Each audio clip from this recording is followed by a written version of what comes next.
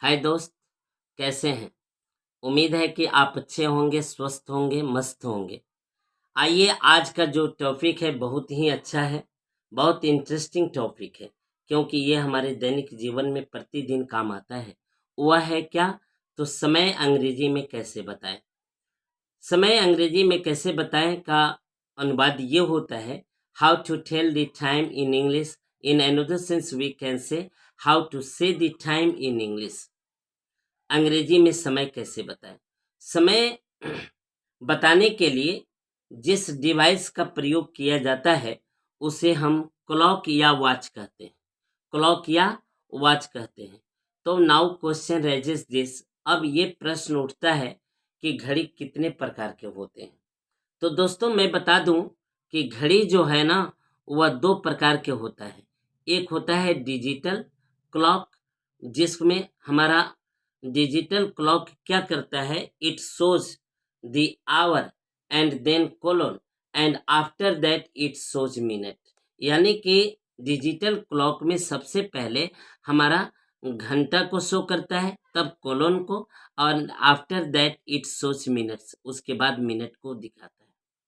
ये हुआ हमारा ये डिजिटल क्लॉक, जो कभी किसी रेलवे प्लेटफॉर्म वगैरह पर स्टेशन पर देखे होंगे कि ये डिजिटल क्लॉक लगा रहता है। क्लॉक और वॉच में दोस्त अंतर है।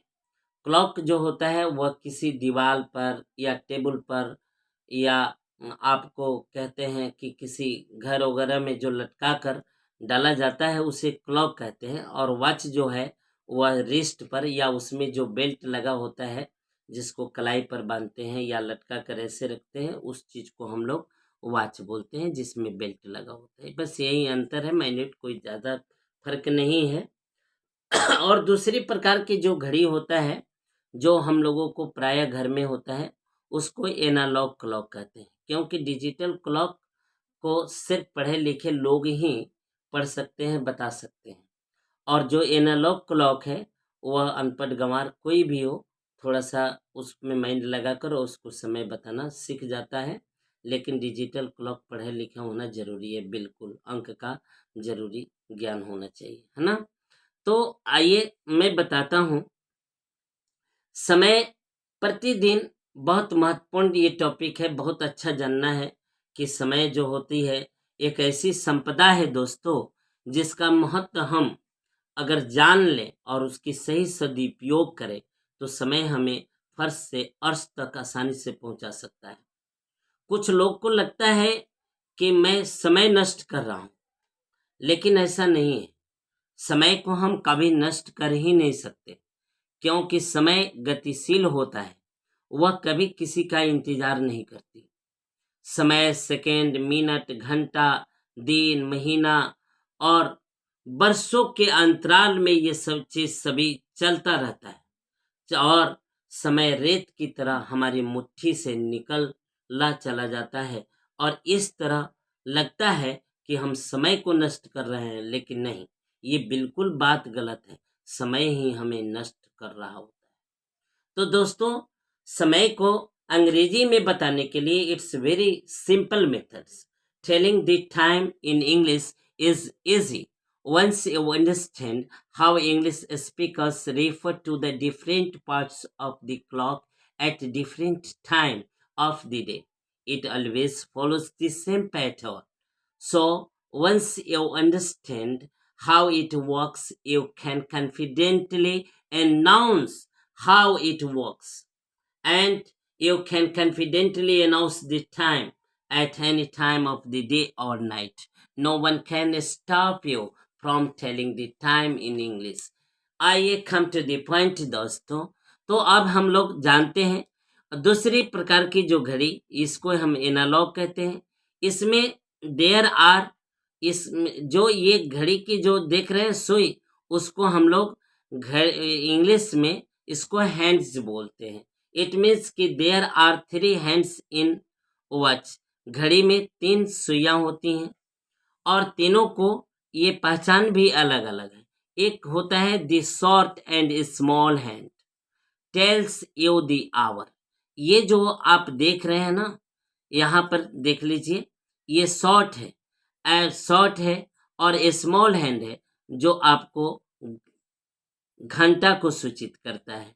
And the second one long and big hand tells you the minute of the current hour. और जो ये जो देख रहे हैं लंबा और बड़ा जो ये सुई है, ये आपको वर्तमान आवर का मिनट बताता है, राइट है ना। And finally last one, the thinnest, इस सबसे पतला, the thinnest hand indicates the seconds of the current minute. ये क्या करता है, अभी मिनट का ये सेकेंड बना बताता है। तो आप इस तरह से पहचान कर सकते हैं जो छोटी और बड़ी, जो छोटी और मोटी ये जो हैंड्स होता है वो घंटा बताता है, और जो बड़ा और बिग, माने बड़ा या बिग, लॉन्ग या बिग कह सकते हैं उसको, जो होता है सुई, वह आपको मिनट बताता है। और जो सबसे पतला जो सुई होता है घड़ी का, वह आपको सेकंड बताता है, राइट है ना। तो ये चीज हुआ। और घड़ी में एनालॉग घड़ी को पढ़ने के लिए हम हिंदी में जब बात करते हैं बच्चे, तो बात ये होता है कि सबसे पहले हम लोग घड़ी जब भी देखते हैं तो इंसान ये बोलता है कि बजकर। बजकर का मतलब हुआ कि कुछ न कुछ ज्यादा। तो जब ज्यादा होगा तो उसका अंग्रेजी पास्ट होगा। अब बजने में का अर्थ हुआ कि कम, तो बजने का अर्थ में अंग्रेजी में हम उसको टू बोलते हैं। उसके बाद आता है पौने। पौने किसी भी यूनिट का चौथा हिस्सा, यानी कि मान लेते हैं कि 100 का कोई यूनिट हो तो उसका 25 हुआ। इसी तरह घड़ी का यूनिट 60 का है तो उसका फोर्थ जो पार्ट होता है, चौथा हिस्सा जो होता है, उसको हम लोग क्वार्टर बोलते हैं। क्या बोलते हैं अंग्रेजी में? क्वार्टर बोलते हैं चौथा हिस्सा को। और रही बात कि ये क्वार्टर जो है पौने 15 मिनट हो, कम भी हो सकता है और 15 मिनट ज़्यादा भी हो सकता है। तो अगर कम होगा तो उसको पौने बोलेंगे, तो इसके लिए कम का तो हमने पहले बता दिया है टू, तो इसमें क्वार्टर टू का मतलब हुआ कि 15 मिनट कम। और सावा का मतलब ये हुआ कि 15 मिनट ज़्यादा, तो इसलिए ज़्यादा का बताने के लिए पास्ट, तो क्वार्टर पास्ट होता है। और उसके बाद होता है साढ़े, यानी कि 30 मिनट्स को हम साढ़े बोलते हैं, इसका अंग्रेजी हाफ होता है। अब यहाँ पर देखने वाली बात यह है कि बहुत सारे लोग गलत कर बैठेंगे इस आधार पर आप बोलेंगे तो।